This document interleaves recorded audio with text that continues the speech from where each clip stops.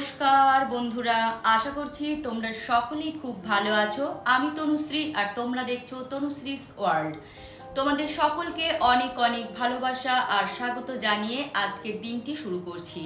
আর আশা রাখছি আমার আজকের ব্লগটিও তোমাদের বরাবরের মতোই ভালো লাগবে। সংসারের কাজগুলো করতে করতে একটা কথা প্রায়ই আমার মনে হয় যে সেটা হচ্ছে একজন গৃহিণীর সত্যিই কোনো ছুটি নেই।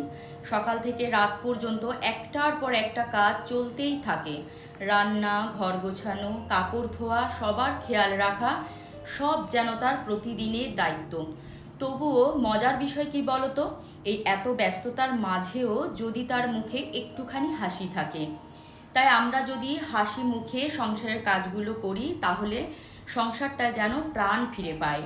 সেই হাসিটাই বাচ্চাদের সাহস দেয় এবং বাড়ির অন্যান্য মানুষদেরও কিন্তু স্বস্তি দেয়, আর ক্লান্ত দিনটাকেও একটু হলেও সুন্দর করে তোলে। আমিও তোমাদের মতোই একজন সাধারণ গৃহিণী। প্রতিদিন অনেক কাজ থাকে, কখনো শরীর ক্লান্তও হয়, কখনো মনও একটু ভারী হয়ে যায়, কিন্তু তবুও ভাবি এই ছোট ছোট কাজগুলোর মধ্যেই তো আমাদের সংসারের সুখ লুকিয়ে আছে। তাই তো বোধহয় বলে যে সংসার সুখের হয় রমণীর গুণে।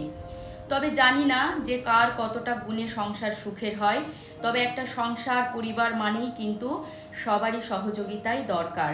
তাই আজকের এই ব্লগে আমার দিনের ছোট্ট ছোট্ট মুহূর্তগুলোই তোমাদের সঙ্গে ভাগ করে নিলাম। যদি ভিডিওটা ভালো লাগে তাহলে অবশ্যই পাশে থেকো। তোমাদের সুন্দর সুন্দর কমেন্ট আর ভালোবাসায় আমাকে প্রতিদিন নতুন করে এগিয়ে যাওয়ার শক্তি দেয়। তবে চলো এবার শুরু করি আজকের ব্যস্ত সংসারের আরেকটা দিন। সকালবেলা ঘুম থেকে উঠেই প্রথমেই মনে হলো আজকের দিনটা একটু গুছিয়ে শুরু করা যাক। তাই সবার আগে হাত দিলাম ঘরের জামা কাপড়গুলো গুছিয়ে নেওয়ার কাজে। কারণ আমার মনে হয় ঘরের চারদিকে যদি জামা কাপড় ছড়িয়ে ছিটিয়ে না থাকে, সব কিছু সুন্দর করে ভাঁজ করে রাখা থাকে, তাহলে পুরো বাড়িটায় অনেক বেশি শান্ত, পরিপাটি আর সুন্দর লাগে। ছোট্ট এই কাজটা দিয়ে দিনের শুরু করলে মনটাও যেন ভালো হয়ে যায়। যেহেতু এখন বর্ষার সময়, তাই বিকেলবেলা জামা কাপড় ভাঁজ করার সেই সুযোগটাই কিন্তু পাচ্ছি না। কারণ জামা কাপড়গুলো সেভাবে শুকোয় না, তাই সকালের রোদ খাওয়ার পরই কিন্তু আমি জামা কাপড়গুলো ভাঁজ করে জায়গা মতো তুলে রাখছি। গুছিয়ে রাখা একটা ঘর শুধু দেখতেই সুন্দর নয়, কাজ করার উৎসাহ অনেকটা বাড়িয়ে দেয়। আমরা সেই ছোট থেকেই শুনে আসছি যে সংসার সুখের হয় রমণীর গুণে, কিন্তু এটা আমার মনে হয় কথাটা কোথাও হলেও কিন্তু পুরোপুরি সত্য নয়। কারণ একটা সংসার সুন্দর রাখতে সবারই অবদান থাকে। তবে এটাও সত্যি যে একজন গৃহিণী প্রতিদিন নিজের ভালোবাসা, যত্ন আর দায়িত্ব দিয়ে সংসারকে আগলে রাখে। তবে সবাই যদি সেখানে সহযোগিতা না করে তাহলে তার কাজ করার যে শক্তি বা কাজ করার যে মানসিকতা সেটা কোথাও হলেও কিন্তু কমজোর হয়ে পড়ে। সকাল থেকে রাত পর্যন্ত একটার পর একটা কাজ, এই যে রান্না, ঘর গোছানো, কাপড় ধোয়া, সবার পছন্দ অপছন্দের খেয়াল রাখা, কত কিছুই না আমরা করি। বেশিরভাগ সময়ই মুখে একটা হাসি রেখেই করি, কারণ পরিবারের মানুষগুলো ভালো থাকুক, শান্তিতে থাকুক, এটাই আমাদের সবচেয়ে বড় আনন্দ। তবুও দিনের শেষে অনেক সময় একটা ছোট্ট ধন্যবাদ বা আজ অনেক কষ্ট করেছো, এই কথাগুলো কানে আসে না। অথচ এই ছোট্ট স্বীকৃতিটুকুই কিন্তু সারাদিনের ক্লান্তি অনেকটাই ভুলিয়ে দিতে পারে। আমরা মেয়েরা কিন্তু সেভাবে তেমন কিছুই চাই না। যারা সত্যি প্রকৃত সংসারী এবং সংসারের কাজগুলো করতে ভালোবাসি, তাদের কাছে শুধু একটুখানি এই যে স্বীকৃতি বা একটুখানি ভালোবাসা, এটুকুই কিন্তু আমাদের সারা দিনের কাজকর্ম, ক্লান্তি যেটা সেটা এক নিমেষে ভুলিয়ে দেয়। তাই আজ শুধু একটা ছোট্ট অনুরোধ করব সবাইকে, যে বাড়িতে যদি এমন কেউ থাকে যে প্রতিদিন নীরবে সংসারের সমস্ত কাজ হাসি মুখে করে যাচ্ছে, তাকে অন্তত কোনো সময়ের জন্য একটু হলেও ধন্যবাদ বলো। তোমার এই যত্ন আর পরিশ্রমের জন্যই আমার বাড়িটা এত সুন্দর লাগে।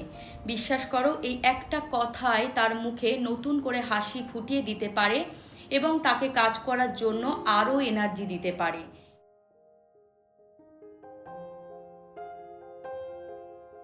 আমার দুই মেয়ে আমাকে এখন প্রায়ই একটা কথা বলে যে মা এবার একটা কাজের লোক রাখো, তুমি আর কত একা একা সব কাজ করবে। তখন আমি শুধু হেসে ওদের একটা কথাই বলি যে যেদিন সত্যিই প্রয়োজন হবে সেদিন অবশ্যই সাহায্য নেব, কিন্তু এখন যতদিন শরীর মন সায় দিচ্ছে ততদিন নিজের সংসারের কাজ আমি নিজের হাতেই করতে ভালোবাসি। আমার কাছে এই কাজগুলো শুধু দায়িত্ব নয়, ভালোবাসাও। নিজের হাতে ঘরকে গুছিয়ে রাখা, রান্না করা, সংসারের যত্ন নেওয়া, এসব করতে আমার সত্যিই খুব ভালো লাগে। তাই এগুলোকে আমি শুধু পরিশ্রম হিসেবে দেখি না, বরং আমার পরিবারের প্রতি ভালোবাসা প্রকাশের একটা উপায় হিসাবে দেখি। তবে একটা কথা অবশ্যই বলতে চাই, সব মানুষের পরিস্থিতি এক নয়। কেউ যদি কাজের লোক রাখে সেটাও একেবারেই স্বাভাবিক। সংসার চালানোর কোনো একটাই নিয়ম নেই, যে যেভাবে নিজের পরিবারকে ভালো রাখতে পারে সেটাই সবচেয়ে গুরুত্বপূর্ণ। আমি শুধু আমার নিজের অনুভূতির কথাই বলছি। নিজের হাতে করা ছোট ছোট কাজের শেষে যখন দেখি বাড়িটা সুন্দর করে গুছিয়ে আছে, তখন একটা আলাদা তৃপ্তি পাই। সেই তৃপ্তিটাই আমাকে পরের দিনের জন্য আবার নতুন করে শক্তি দেয়।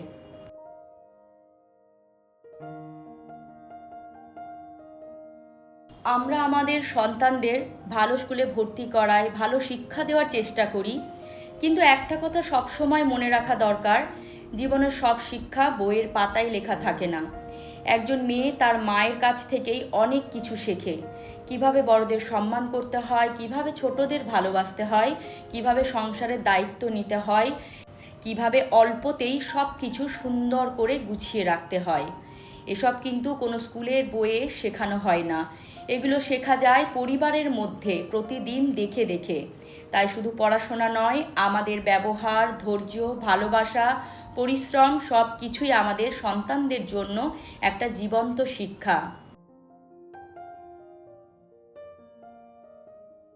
জানি না ওরা আমার থেকে কি কি শিখবে বা কি কি শিখে সেগুলো জীবনে প্রয়োগ করবে। আমরা সবাই এমন একটা পরিবেশ তৈরি করি যেখানে ছেলে মেয়ে দুজনেই শিখবে একে অপরকে সম্মান করতে, ঘরের কাজকে সম্মান করতে এবং পরিবারের দায়িত্ব ভাগ করে নিতে। কারণ একটি সুন্দর পরিবার থেকেই একটি সুন্দর সমাজ তৈরি হয়। আমাদের সন্তানরা আমাদের এই কথা যতটা শোনে তার চেয়েও বেশি আমাদের কাজ দেখে শেখে। তাই আমরা যেমন উদাহরণ রেখে যাই, আগামী প্রজন্মও ঠিক তেমনই শিখবে। আজকাল একটা জিনিস খুব বেশি চোখে পড়ে, আমরা সবাই একই বাড়িতে থাকি কিন্তু একসঙ্গে থাকার সময়টা যেন দিন দিন কমে যাচ্ছে। সবাই নিজের নিজের কাজ, নিজের নিজের মোবাইল, নিজের নিজের ব্যস্ততায় ডুবে থাকি। অথচ একটা পরিবারের আসল শক্তি শুধু এক ছাদের নিচে থাকা নয়, একে অপরের পাশে থাকা, একসঙ্গে বসে দুটো কথা বলা, একসঙ্গে খাওয়া, একে অপরের কথা মন দিয়ে শোনা। এই ছোট ছোট অভ্যাসগুলোই পরিবারের বন্ধনকে শক্ত করে। ভালোবাসা শুধু বড় বড় উপহার দিয়ে প্রকাশ হয় না, অনেক সময় 5 মিনিট সময় দেওয়াই সবচেয়ে বড় ভালোবাসা।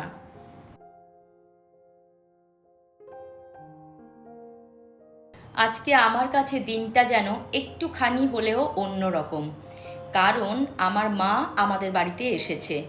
সত্যি বলতে কি, মা বাড়িতে থাকলে ঘরের পরিবেশটাই যেন বদলে যায়।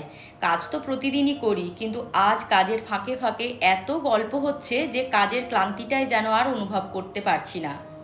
মা পাশে থাকলে মনটাও অনেক হালকা লাগে। ছোটবেলার কত গল্প, কত স্মৃতি কাজ করতে করতেই সব মনে পড়ে যায়। তাই আজ কাজ করতে করতেই নিজেকে অনেক বেশি এনার্জেটিক লাগছে। আর আজ রান্নাটাও মা করছে, আমি শুধু একটুখানি হেল্প করে দিচ্ছি। মায়ের হাতের রান্নার স্বাদটা সত্যিই আলাদা। যত বড়ই হয়ে যায় না কেন, মায়ের হাতের রান্নার মধ্যে একটা অন্যরকম ভালোবাসা আর মায়া লুকিয়ে থাকে। তাই আজ আমি শুধু মাকে একটু একটু করে সাহায্য করছি। মনে হচ্ছে আজ আমি আবার সেই ছোট্ট মেয়ে হয়ে গেছি, যে রান্নাঘরে দাঁড়িয়ে মাকে টুকটাক সাহায্য করতাম। অবশ্য ছোটবেলায় আমিও কিন্তু টুকটাক রান্নাবান্না করতাম।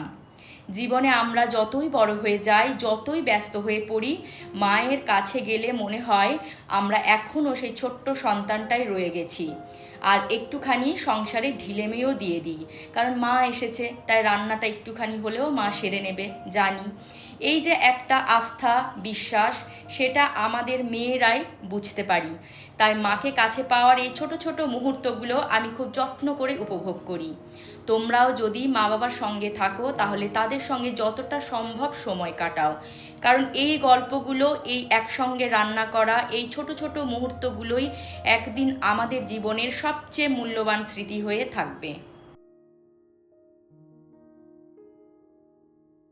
আমার আগের ভিডিওটিতে রঞ্জিত মুখার্জি প্রোফাইল থেকে জানতে চেয়েছো যে তোমার গদির ওপর যে তোষকটা আছে সেটা কি তুলোর? তো হ্যাঁ গো, ওটা তুলোর। আর কত দাম নিয়েছে এটাও জানতে চেয়েছো। কি বলতো, দামটা আমি এক্স্যাক্ট মনে করতে পারছি না, কারণ অলরেডি কিন্তু তোষকটা একবার ভেঙে আবার কিছু তুলো অ্যাড করে নতুন করে বানানো হয়েছিল। তবে আমার যা আইডিয়া তাতে মনে হয় ওই 2-2.5 হাজারের মধ্যে আরামসে হয়ে যাবে, কারণ তুলো যতটা পরিমাণ দেবে সেই পরিমাণেই দাম হয়। এবার কিছুটা মজুরি থাকে, তারপর তোষকের কাপড় থাকে, সব মিলিয়ে আইডিয়া অনুযায়ী তোমাদের বলছি 2-2.5 হাজারের মধ্যে আশা করছি হয়ে যাবে।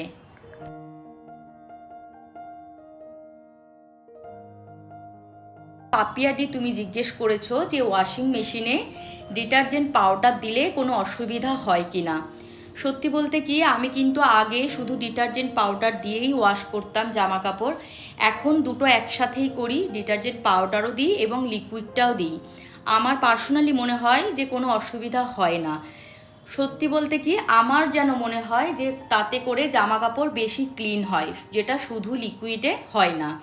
অবশ্যই এটা একান্তই আমার ব্যক্তিগত ব্যাপার, তোমরা চাইলে পাউডার বা লিকুইড দুটোই যেটা ভালো মনে করবে সেটাই ইউজ করতে পারো। মা আমাদের বাড়িতে আসলেই এই টক হবেই হবে, জানো তো, মানে তেঁতুলের টক। কখনো আনাজ দিয়ে হয়, আনাজ বলতে ওই কচু, বেগুন, মূলো, ঢ্যাঁড়স এই সব দিয়ে একটা টক হয়। আর এখন আজকে হচ্ছে মাছের টক বড়ি দিয়ে। তো এটা ভীষণভাবেই প্রিয়। আমি ছোটোবেলায় এই টক খেতে ভীষণ পছন্দ করতাম, এখনও অবশ্য করি, কিন্তু সেভাবে আর অতটা হয় না, খুব রেয়ারলি হয়। আগে প্রায় প্রতিদিনই টক বানাতাম। আর বড় মেয়েরও আবার ভীষণভাবেই পছন্দ এই তেঁতুলের টক।